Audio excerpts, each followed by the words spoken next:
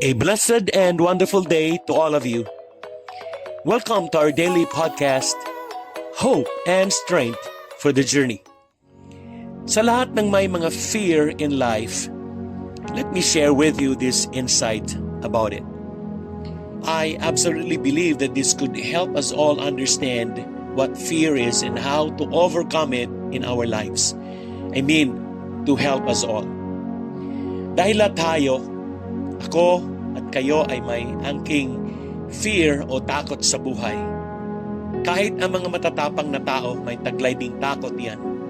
Ang takot ay napakalakas na damdamin at may kakayahan itong ganap na pigilan tayo sa ating mga landas.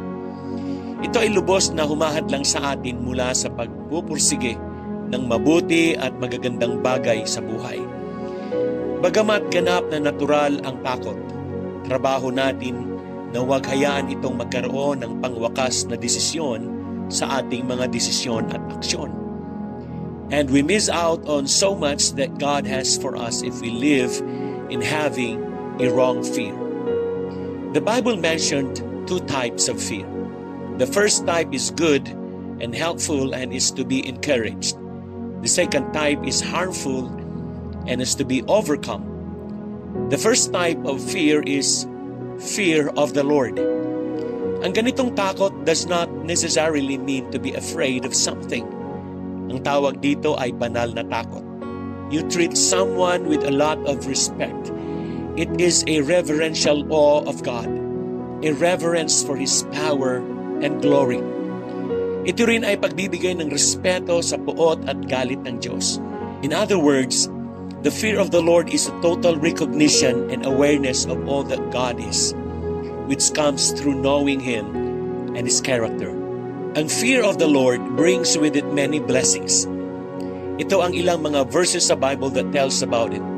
Psalm chapter 111 verse 10, it says, "It is the beginning of wisdom and leads to good understanding." In Proverbs chapter 19 verse 23, it says, "Fear of the Lord leads to life, rest, peace, and contentment." In Proverbs chapter 14 verses 26 to 27, it provides a security and a place of safety for us. It is the fountain and life.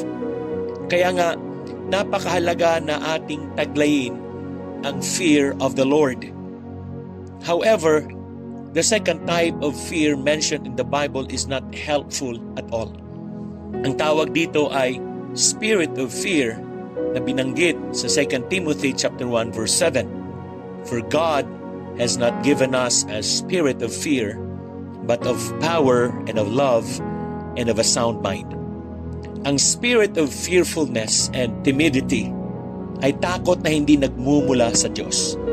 We all have this fear. Too often, though we let them rule over our lives and stop us from taking a stand for what we know God wants us to do.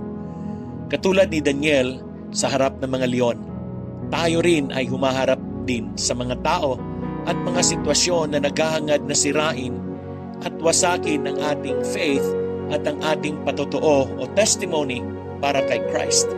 But the choice is ours. Susuko ba tayo at magpapatalo sa ating mga takot? Or will we stand up for God in spite of those fears? If we want to overcome fear that is pulling us down, we need to clearly understand the benefits of choosing to stand up for what God wants. Amen. Higit na importante na makita natin na ang pagsisikap na gawin ang mga bagay na nais ng Diyos ay isang maliwanag na pagtatagumpay laban sa takot ng buhay. Ito ang ating mapapansin.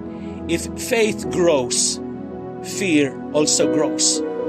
Every time we give in to fear, it becomes more intense. Amen? Fear grows every time we refuse to do what God wants us to do.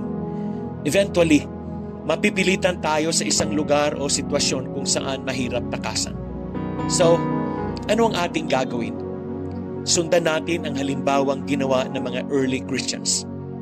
Tiyak na hindi tayo ang nauna na nakaranas ng mga problema at pagsubok na nagdulot ng pangamba sa buhay. Every believers faced all kinds of persecution and fear.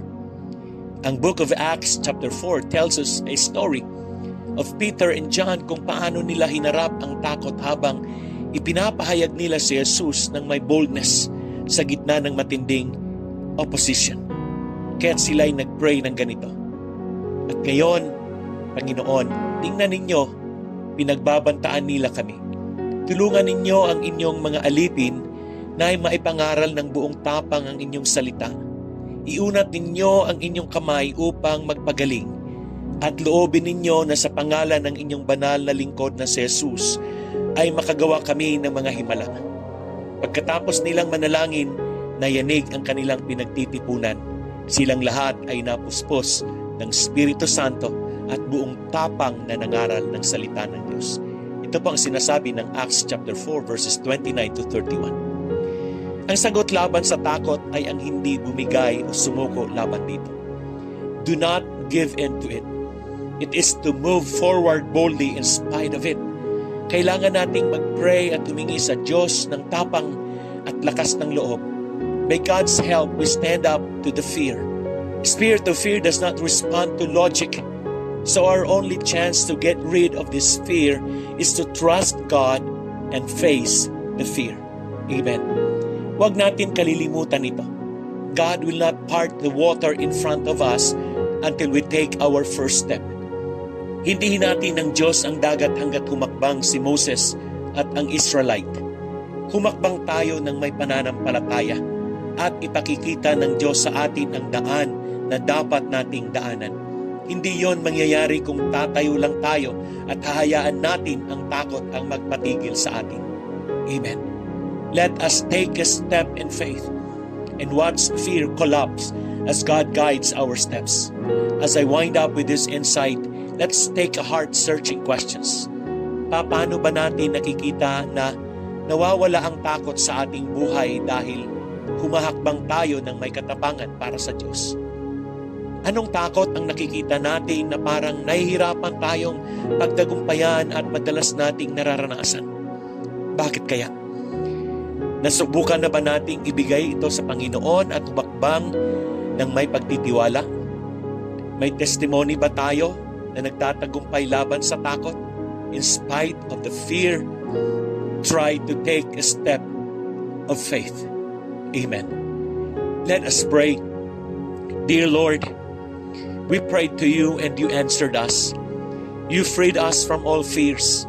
Sa halip na ang spirit of fear ang gumapi sa amin, ang fear of the Lord ang nagbigay sa amin ng security and safety. Thank you, Father God, for having the fear of the Lord. We have a victory over the spirit of fear. Thank you, God, in Jesus' name. We give you all the glory, honor, and praise. Amen and amen. Again, good day and have a victorious day ahead of you. God bless you and your whole family.